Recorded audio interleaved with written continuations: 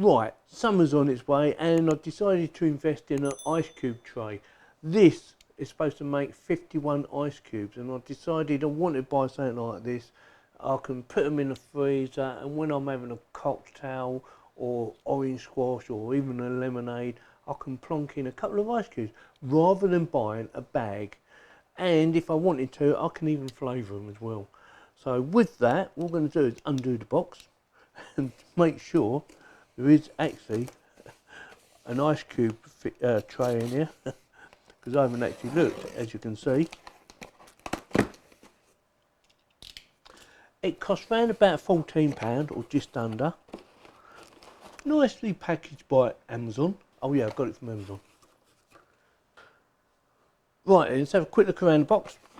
Oh well, there's nothing to look around. It's just a plain brown box with a little bit of writing on here. Right way up, it says ice cube tray 51 ice cubes, key cocktails 3-pack. So I looked on Amazon and yeah, there wasn't any reviews. There was 2 people gave it star ratings, but no actual reviews. So I'm going to be the first one to do a review, hopefully anyway. Let's have a quick look inside. So just a plain bit of packaging. What's that?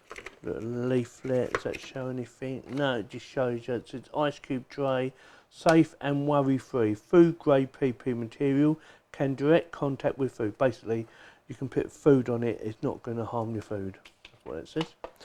And I do believe you should wash these first anyway. So yeah, it's quite good. So there you go. So I'm going to give them a rinse out once we've had a look around first.